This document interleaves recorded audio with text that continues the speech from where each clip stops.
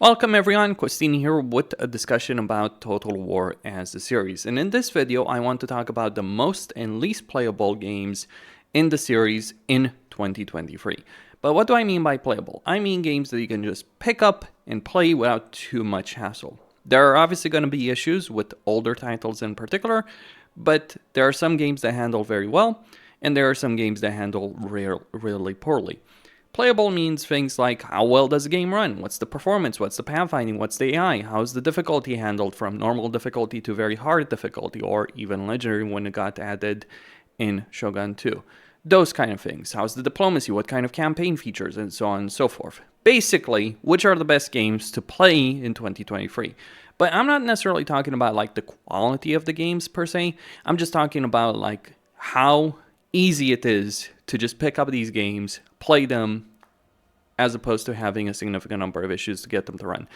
Now, of course, very subjective. There are plenty of people who are willing to deal with a great deal of jank. There are plenty of people who aren't willing to deal with a great deal of jank. So this is what this list is all about. And I'm going to start with Shogun I and Medieval I. Both of them are not worth playing at the moment in 2023. Both of them are very outdated. They were designed on the same engine with similar mechanics, and they just don't run well at all at the moment. Like, outside of like the curiosity of seeing how the very first Total War games were, there's no reason whatsoever to ever bother with Shogun I or Medieval I. Then we get into the original Rome. The original Rome I would rank as a B tier game. I would rank it even lower, but there are reasons why Rome 1 does work. The campaign mechanics and campaign performance are fairly solid, and I'm considering here both remastered and the original version of Rome 1. So campaign mechanics hold up quite well, exceptionally well in fact, in the modern age. The problem with Rome 1 is that even though its campaign mechanics would easily earn it an S tier spot on this list, the issue that this game does have is that the battles are some of the worst in the series. Very clunky, horrible issues in pathfinding, horrible sieges, horrible field battles, lots of performance issues in either the original version or even remastered. Like remastered Rome 1 just doesn't run all that well. So regardless of which version of the game you're playing, you're not really going to have the greatest experience, in particular in terms of battles, but there's also significant issues on the campaign map, in particular with the AI. But still certainly a really good game to play from the campaign perspective, not so much when it comes to battles. Yes, mods can help with that, but they can't deal with the pathfinding issues. Those are intrinsic issues in the way the game was designed, and the remastered team didn't bother to fix them because it would have been too much effort, according to what themselves had to say on this subject. Then we have Rome 1 Alexander. Alexander, absolutely not worth playing. Like, obviously, if you're playing remastered, sure, you'll get it. But on its own, Alexander is a horrible expansion, probably the worst expansion that's ever been released for any kind of Total War game, really. It's a very limited expansion. The only good thing about it are the historical battles narrated by Brian Blessed. That's the only quality aspect of Alexander, but the campaign is a mess. It's a very limited campaign. It just isn't a great experience to have in a Total War game. And it's kind of a shame, really, because I think these kind of more focused, narrative-focused campaigns could work really well, but they clearly weren't trying with Alexander. It was a cash grab. Yes, CA has been known for its cash grabs for many years. Then we have Barbarian Invasions. That's on the same level as Rome, has many of the same issues, in particular in terms of battles, performance, etc.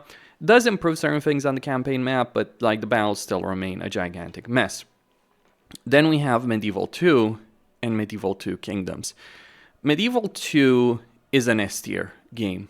Now, this is a bit interesting to think about, because Medieval II was built on the same engine as Rome 1. It was an update, if you will, a cheap update that Creative Assembly developed to sell a game based on all the work they had put in to make Rome 1 work, the engine of Rome 1, the campaign mechanics, and CA Australia, if I'm not mistaken, developed Medieval II. Well, you gotta hand it over to the Australians. They did a fantastic job. And what's crazy about Medieval II is that while Rome 1 handles like a gigantic clusterfuck of a game if you try and play it right now, even in the remaster version, Medieval II runs fairly damned well, even to this day. Like, while the performance is not the best and there's pathfinding issues and many AI issues, Medieval 2 handles quite well. The UI works quite well. The difficulty, the way that's handled, works quite well. There's a lot of things to like about Medieval 2. The issues that do exist in it were issues that exist from the launch. The clunky pathfinding, really, in settlements in particular, but the sieges are significantly better than Rome 1, I would argue. Like, if you think Medieval 2 pathfinding is bad, or if you think modern Total War the pathfinding is horrible, try and play Rome 1 sieges, and you'll be praising Warhammer 3 and 2 compared to the mess that Rome 1 had. While the pathfinding in sieges in Medieval 2 isn't great, and pathfinding in general, AI in general, is not that great, the battles are perfectly playable, and there's genuine enjoyment to be had with this game. It runs on modern systems. You can just install it, buy it, install it, and it will work. And it will work quite well, which is not something you can say about a bunch of other Total War games, even those that came after it. So yeah, Medieval 2 stands the test of time like no other Total War game in the entire series. And same with Medieval 2 Kingdoms, fresh new campaigns. There's also some mods that really take advantage of this. Like, there's the Grand Campaign map with the kingdoms in it. So basically you have the factions from Medieval 2 Kingdoms put on the Grand Campaign map. That's a great mod. Also, XAI could recommend that, as well as, of course, other mods like Third Age Total War and all that. Medieval 2 has one of the strongest modding scenes in the entire series to this day. Some really good mods, some really great work with those mods. So there's a lot of community support for it. Sure, Rome 1, other games do have strong modding scenes themselves, but I don't think any of them holds a candle to the strong modding scene that exists for Medieval 2, which is also another thing, as mods do help with these kind of games when it comes to making them more playable. Then we have Empire. Empire is absolutely not worth playing. It's a mess of a game. Some people want to pretend, oh man, Empire right now with some mods can be playable. No, it's a clusterfuck of a game. It wasn't well designed. It had so many issues. The developers themselves were embarrassed by it. And but it's got fixed. It's still a mess. The battles are still awful. The campaign mechanics are still awful. The map just doesn't feel that great. The difficulty is not handled well, and you get a lot of the same issues that you had in Rome 1 and 2, like clunky battles, bad pathfinding, etc. But the thing is, like, the way the campaign mechanics of Medieval 2 and even Rome 1 were handled were substantially better than Empire. And by the way, Empire actually runs pretty badly as well, and it doesn't have great support for modern systems. It's pretty astounding to think that Medieval 2 can be picked up and played without any significant issues on a modern system, whereas Empire, good luck with having a great campaign experience with that. Like, you're going to have a lot of issues. Then we have Napoleon. Napoleon is a D-tier game. It's better than Empire. Honestly, if Empire had launched in the state Napoleon did, it would have been a far better situation. It's just a more polished, slightly more polished version with a more focused campaign on Napoleon. So you have his Italian campaign, his Egyptian campaign, and you do have the invasion of Russia. And you have a European campaign as the allied powers against, the coalition powers arrayed against Napoleon. You can play one of those if you so decide to do so. It is a more focused campaign. It is, of course, a cash grab of a game as well in its own right. But it is better than Empire. Still a lot of issues in terms of performance, in terms of UI, etc. But it's certainly a playable game at the moment. Then we get Rome 2. Rome 2 is not worth playing. No, I'm going to go with D. Like, it's not quite so horrible that it's absolutely not worth playing, but it certainly isn't a great game. And I really dislike it how there's quite a few people saying, oh, Rome 2 is playable now. You know, I played Rome 2 from launch. I did the entire Spartan campaign. I have to say I had more fun in that campaign, that first campaign before they fixed it, than after they fixed it. Because the fixes made things worse in some ways. You want to look at the root issues that we've had in modern Total War games. You have to look at Rome 2. And the fixed version specifically of Rome 2. You want to know why we have had a difficulty public order modifier based on difficulty in every game since Rome 2, because they added that in the fixes of Rome 2. So a really annoying system. That's just one example. DLC practices currently as they are. I mean, that started with Shogun II, to be clear on that, but still not a great not a great situation with Rome 2. Absolutely not worth playing. Horrible DLC practices, not a great campaign design, doesn't look that great, doesn't run that well, doesn't have modern system support, runs pretty poorly, especially on the campaign map. It's kind of weird to think about the fact that Rome 2 runs worse in campaigns on the campaign map than in, the gigantic battles, but it does. Not that it runs well in battles either. So a mess of a game. Then you have Attila. Attila is just a slightly better version than Rome 2. It does improve in certain ways, just like Napoleon improves for Empire, Attila improves for Rome 2. If you're looking at playing a Total War game in the ancient period with a decent amount of mod support, Attila is really the way to go. There's also the medieval mod for Attila that does add medieval kingdoms to Attila. That also has a good amount of quality gameplay that you can enjoy from that. Still a lot of issues with Attila, but at least you can play it. Just not a great situation. I hate the UI of both Rome 2 and Attila. The campaign performance, the battles, it's all a gigantic mess. Then we have Shogun II, which did, of course, come out before Rome 2, but I do want to talk about Rome 2 and Attila because it's a nice follow-up to Empire and Napoleon, because it's a similar situation. A bad launch, a horrible launch of a game that's really not worth playing in a lot of ways, with a sequel, if you will, that does improve slightly, but still is a mess. Then we have Shogun II. Shogun II, from my perspective, is an A-tier game. Not quite S-tier. There's some things that hold it back. The DLC practices. This is the game that added the blood pack. This is the game that added legendary difficulty with all the issues that comes with it. This is the game that really CA was really pushing nickel and diming. I mean, they were already doing that with Empire, but this is the game they pushed it to a completely different level. So you have a bunch of basically pay-to-win DLCs in this game. Not a great situation. It does run fairly well on modern systems, but the campaign's not necessarily that great. One of the problems of Shogun II, really, is the Warscape engine, which they've been using since the launch of Empire, just doesn't handle melee combat all that well. They've tried over the years to do it in various ways, with Warhammer, with Shogun, with Rome. It's never quite worked out. I mean, it's kind of shocking to think of the fact that in some ways, Medieval 2, like you do a cavalry charge in Medieval 2, that is bloody impactful. You do a cavalry charge in Shogun 2, it feels like when noodles. Melee combat in a Shogun game is just not great.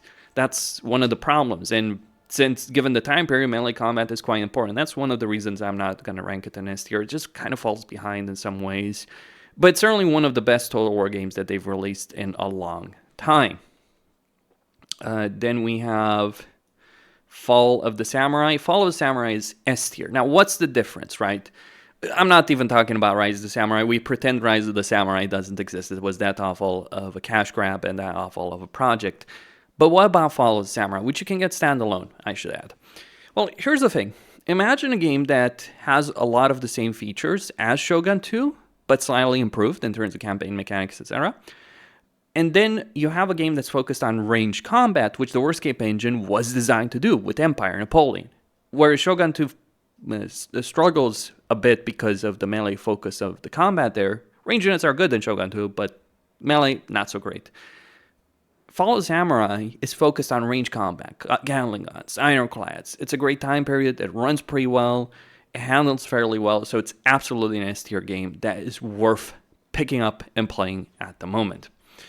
Then we get Warhammer 1. Warhammer 1, I would rank as a B-tier game. It is quite very playable right now. Yes, it has limitations in terms of campaign mechanics, diplomacy in particular, the limitations in terms of diplomacy, climate limitations. They do hurt this game quite a bit. But like if you're picking up to play it right now, Warhammer 1 is surprisingly playable even in 2023. I don't know, because I've been doing a tour, like playing these games to various degrees. And I have to say, like, Warhammer 1 holds up pretty well, all things considered. Sure, Warhammer 2 and Warhammer 3 are overall the far better titles, but Warhammer 1 does work. It does work well on modern systems. It has its issues, to be sure, but it does handle itself quite well, even given everything that's happened since then. Thrones of Britannia, absolutely garbage tier, not worth playing. This is kind of a weird one because the game technically is playable, but it's a really badly designed game in every way, shape, or form. There are a couple of mechanics that are interesting. I would like CA to explore them a bit more, like the estates mechanic of Thrones of Britannia and the recruitment system, because you recruited units with few models and it would take time for them to replenish to build up strength. So you had kind of like the Nurgle recruitment in Thrones of Britannia, because you're bringing up basically your vassals, your troops, you're mustering your troops, and it would just take time, right? You would get a couple of units instantly, but if you wanted to actually have those units at full strength, it would just take time.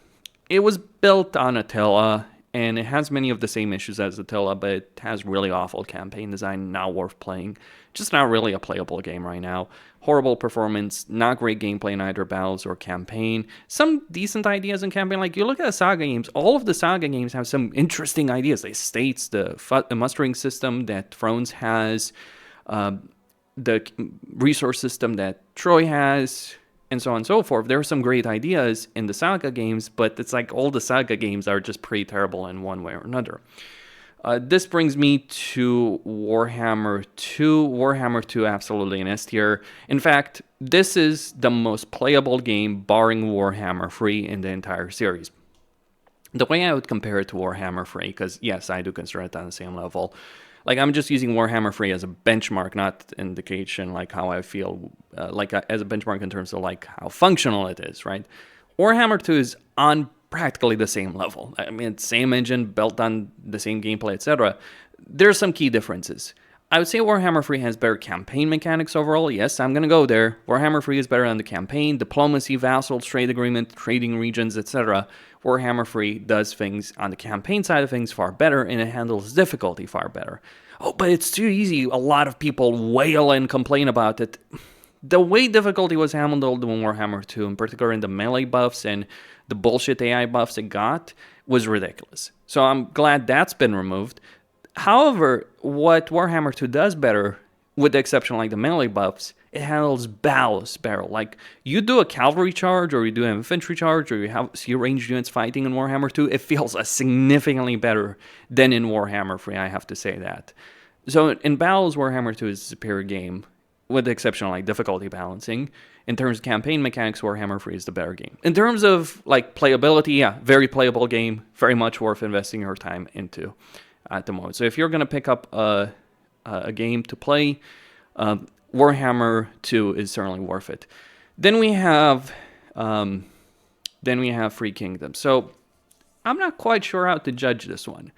So on one hand, this is a playable game, but it has a lot of issues with the way the economy is working, the province system is working, the way the quests are working.